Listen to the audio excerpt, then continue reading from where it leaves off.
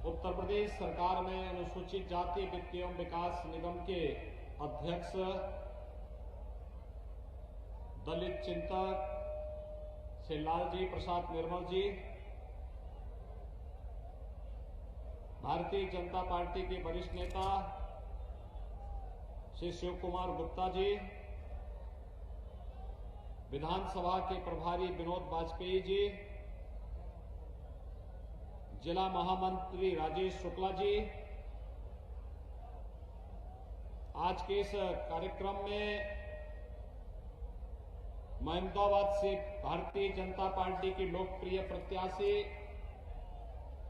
श्रीमती आशा मौर्य जी, सिदौली से भारतीय जनता पार्टी के प्रत्याशी श्री मनीष रावत जी, बिस्वा से भारतीय जनता पार्टी के लोकप्रिय प्रत्याशी श्री निर्मल वर्मा जी, आज के इस कार्यक्रम में उपस्थित भारतीय जनता पार्टी के सभी पदाधिकारीगण और भारी संख्या में यहां पर उपस्थित महमदाबाद, सिदौली और बिस्वा से जुड़े हुए सभी मेरे भाइयों बहनों, नेमिस की धरती हम सबके लिए सदैव से पावन धरती रही है। हजारों वर्ष पहले 88,000 ऋषि मुनियों ने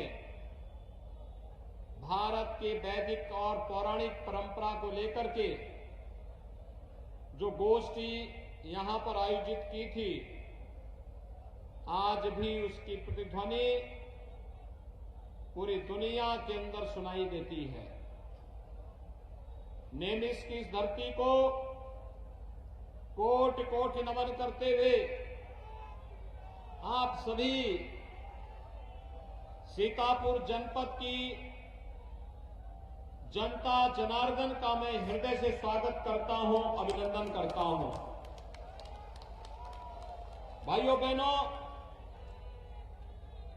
आज आचार्य नरेंद्र देव जी की पुण्यतिथि भी है। आचार्य नरेंद्र देव एक समाजवादी चिंतक थे, सही मायने में समाजवादी थे। उन्होंने अपने लिए नहीं हुए जीवन जिए थे, समाज और राष्ट्र के लिए उनका जीवन समर्पित था। मैं इस अवसर पर आचार्य नरेंद्र देव जी को विनम्र श्रद्धांजलि अर्पित करता हूं। भाइयों बहनों, आचार्य नरेंद्र देव जी की पावन जन्मभूमि यही महमदाबाद है। जो लोग आज समाजवाद के नाम पर पूरे प्रदेश के अंदर जाकर के ढिंढोरा पीट रहे हैं, इन्होंने अगर आचार्य नरेंद्र देव, डॉक्टर राम मनोहर लोहिया जैसे समाजवादी चिंतकों से कुछ भी प्रेरणा ली होती तो आज के समाजवादी वास्तव में कुछ सुधरे हुए दिखाई देते हैं। लेकिन जैसे इन्होंने तय कर दिया है कि ये सुधरेंगे नहीं, इन लोगों के नाम और काम में भारी अंतर है। नाम तो समाजवादी है, लेकिन काम आतंकवादी है। सोच परिवारवादी है। मैंने आतंकवादी इसलिए कहा, यद्यपि इसकी बहुरूपिया ब्रांड बन चुका है। ये दंगावादी भी है, तमंचावादी भी है, आतंकवादी भी है, परिवारवादी भी है। मैंने ये इसलिए कहा, कल गुजरात की अहमदाबाद की एक न्यायालय ने गुजरात के सीरियल बम ब्लास्ट में 38 आतंकवादियों को फांसी की सजा और आजीवन कारावास की सजा सुनाई है। भाइयों बहनों, उसमें से कुछ आतंकवादियों का संबंध उत्तर प्रदेश के आजमगढ़ से भी है। और उत्तर प्रदेश के आजमगढ़ से जिस आतंकवादी का संबंध है उसमें से एक आतंकवादी समाजवादी पार्टी के मुखिया के साथ फोटो खिंचा करके समाजवादी पार्टी का प्रचार भी कर रहा है। ये समाजवादी पार्टी के वास्तविक चरित्र को देश और दुनिया के सामने प्रस्तुत करता है। और ये पहली बार नहीं हुआ। जब 2012 में श्रीमान अखिलेश यादव प्रदेश के मुख्यमंत्री बने थे और उस समय मुख्यमंत्री के रूप में प्रदेश की जनता के लिए पहला फैसला क्या होगा यह निर्णय लेना था। तो आपको याद होगा उन्होंने किसानों के लिए नहीं, नौजवानों के लिए नहीं, महिलाओं के लिए नहीं, सरकारी कर्मचारियों के लिए नहीं, प्रदेश की सुरक्षा के लिए नहीं, प्रदेश की आस्था के लिए नहीं, उन्होंने पहला फैसला लिया था अयोध्या में राम जन्मभूमि पर हमला करने वाले, काशी में संकट मोचन मंदिर पर हमला करने वाले, लखनऊ, अयोध्या और वाराणसी की कचहरियों पर हमला करने वाले, गोरखपुर, कानपुर और बिजनौर में सीरियल ब्लास्ट करने वाले आतंकवादियों के मुकदमों को वापस लेने का पहला फैसला किया था। हम आभारी हैं माननीय न्यायालय के। उस समय के उच्च न्यायालय ने इसको स्टे किया था और स्थगन आदेश के बाद समाजवादी पार्टी की मंशा धूल दूसरी हुई थी, अन्यथा पूरा प्रदेश आतंकी घटनाओं से दहल रहा होता। और इसीलिए कल की घटना एक बार फिर से हम सभी की आंखों को खोलने वाला है। नाम तो समाजवादी, काम आतंकवादियों के उस पर श्रेय देने वाला और सोच परिवारवादी से बाहर ये लोग जा नहीं पा रहे हैं। भाइयों बहनों, 2017 के पहले प्रदेश के अंदर जो सरकारें थी उनके पास न सुरक्षा का कोई एजेंडा था, न विकास का कोई विजन था और न गरीब कल्याणकारी कार्यक्रम को आगे बढ़ाने की कोई सोच ही थी। प्रदेश में हर तीसरे दिन एक दंगा होता था, महीनों महीनों कर्फ्यू लगता था, माताएं बाजार नहीं जा पाती थी, बेटियां स्कूल नहीं जा पाती थी, नौजवान के रोजगार पर ये लोग डकैती डालते थे, कोई नौकरी निकलती थी, चाचा भतीजा और इनके महाभारत के सारे रिश्ते वसूली के लिए निकल पड़ते थे। और प्रदेश के अंदर प्रत्येक जनपद को इन्होंने डार्क जोन में बदल दिया था। भाइयों बहनों, 2017 के बाद आपकी ये सरकार भी आई है, भारतीय जनता पार्टी की डबल इंजन की सरकार। पिछले 5 साल में कोई दंगा सुना आपने? आज दंगा नहीं होता है, आज प्रदेश में दंगा नहीं होता, प्रदेश में आज कर्फ्यू नहीं लगता है, बाजारों में आज बमबाजी नहीं होती है। आज प्रदेश में कर्फ्यू और दंगा की दुस्साहस किसी की नहीं। जहां कर्फ्यू लगता था वहां पर अब कावड़ यात्रा निकल रही है और जहां बमबाजी होती थी वहां हर हर बम बम का नारा लगाते हुए शिव के भक्त निकलते हैं। ऐसे लगता है पूरा उत्तर प्रदेश भगवान शिव के भक्ति में लीन होकर के एक नई शक्ति का संचार कर रहा है जो उत्तर प्रदेश को विकास की नई ऊंचाइयों तक पहुंचाएगा।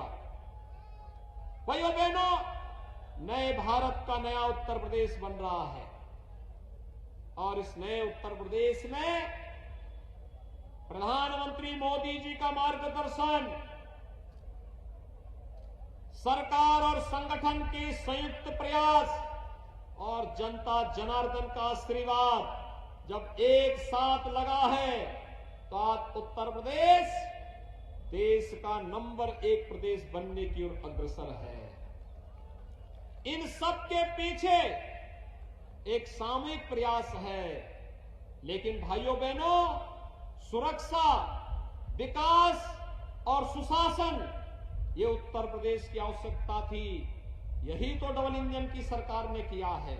और आज जब मैं आपके बीच आया हूं आपका आह्वान करने के लिए, भाइयों बहनों, मैं आपसे पूछना चाहता हूं, क्या 2017 के पहले आपको बिजली मिलती थी?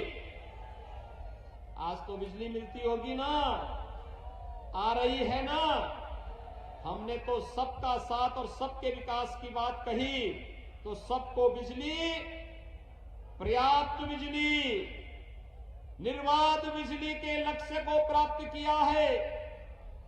याद करिए, समाजवादी पार्टी की सरकार आती है, आतंकवादियों के मुकदमों को वापस लेती है, और जब भारतीय जनता पार्टी की डबल इंजन की सरकार आती है तो उत्तर प्रदेश में किसानों का कर्ज माफ करती है।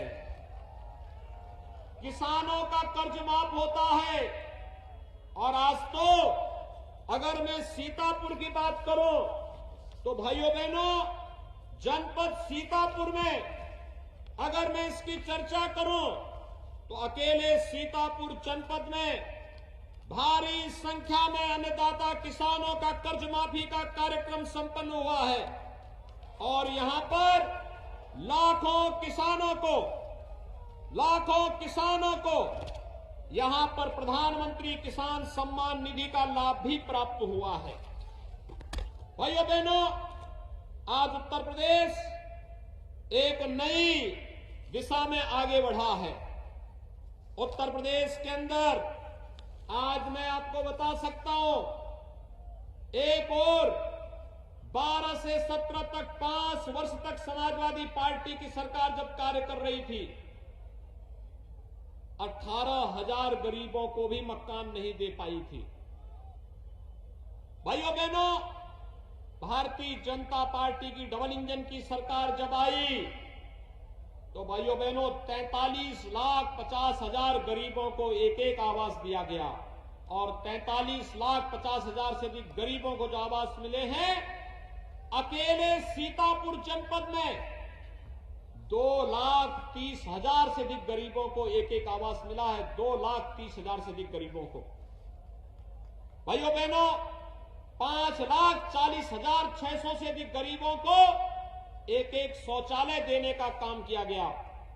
और यही नहीं, अगर मैं वृद्धावस्था पेंशन, विधवा पेंशन, दिव्यांग जन पेंशन की बात करो तो अकेले प्रदेश के अंदर 1 करोड़ परिवारों को इन योजनाओं का लाभ प्राप्त हुआ है, जिसमें 12,000 रुपए सालाना पेंशन की सुविधा उन्हें उपलब्ध कराया जा रहा है। और आपके सीतापुर जनपद में दिव्यांग जन पेंशन पाने वाले 71,300 से अधिक, विधवा पेंशन प्राप्त करने वाले लाभार्थी 34,000 से अधिक, और वृद्धावस्था पेंशन का लाभ प्राप्त करने वाले लाभार्थी 68,700 से अधिक अकेले सीतापुर जनपद में हैं।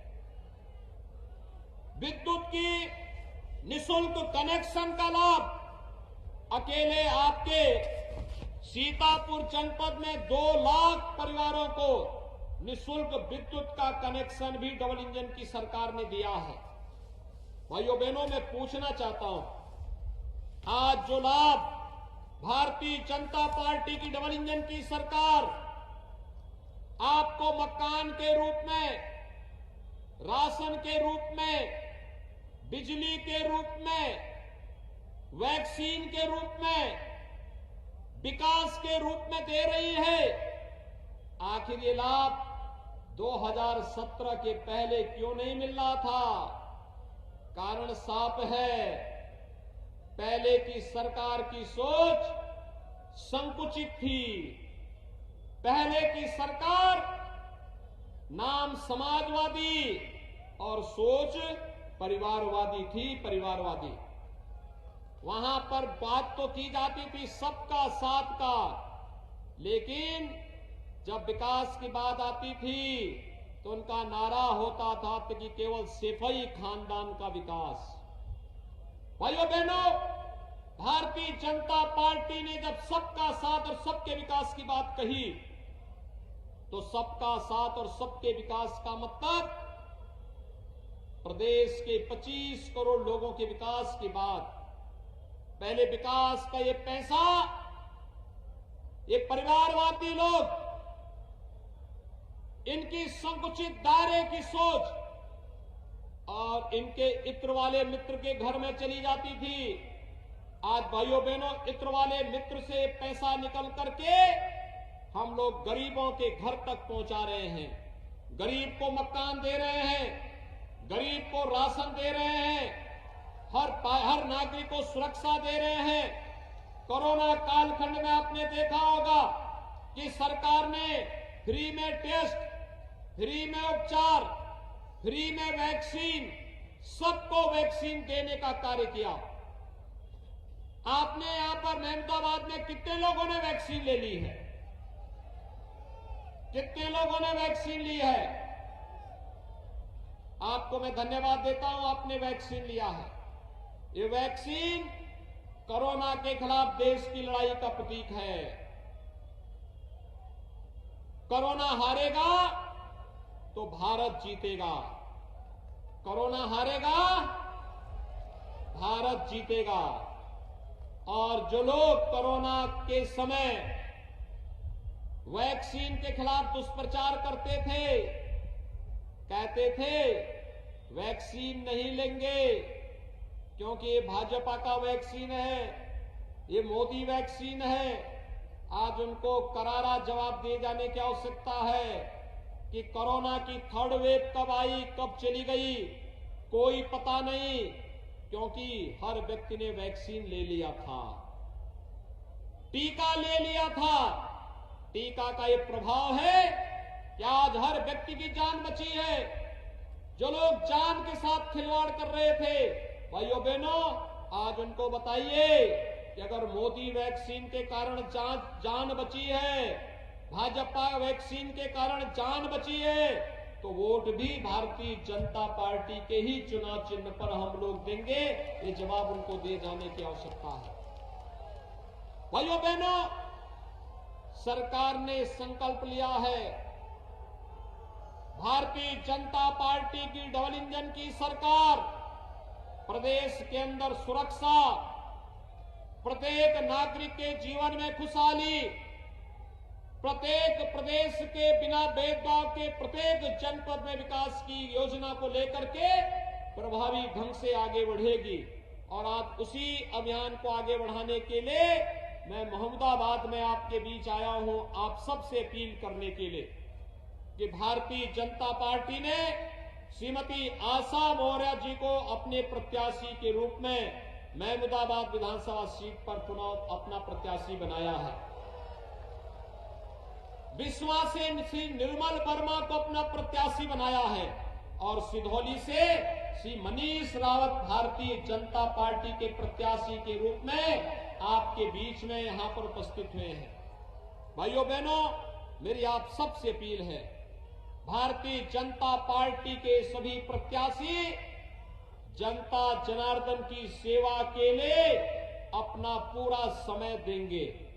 और इसके लिए आवश्यक है, अगर आप चाहते हैं प्रदेश दंगा मुक्त रहे, भय मुक्त रहे, कर्फ्यू मुक्त रहे, विकास की योजनाएं जिस तेजी के साथ पिछले 5 वर्षों के अंदर बिना भेदभाव के गांव, गरीब, किसान, नौजवान, महिलाएं और समाज के प्रत्येक व्यक्ति तक पहुंची हैं, ये योजनाएं इसी प्रकार से चलती रहे। इसके लिए आवश्यक है प्रदेश के अंदर एक मजबूत सरकार की और डबल इंजन की ही सरकार हो सकती है, जो आपको सुरक्षा और विकास के मुद्दे पर आगे बढ़ाने का कार्य कर सकती है। लेकिन मजबूत सरकार के लिए महमूदाबाद, सिधौली और बिस्वा से भारतीय जनता पार्टी के प्रत्याशियों का विजयी होना आवश्यक है। क्या आप सभी सहमत हैं? सभी लोग सहमत हैं? भारतीय जनता पार्टी के प्रत्याशियों को विजयी बनाएंगे। दोनों हाथ पा करके सड़क के उस पार के लोग भी मुझे बताएं। तीनों प्रत्याशी आ जाए भैया।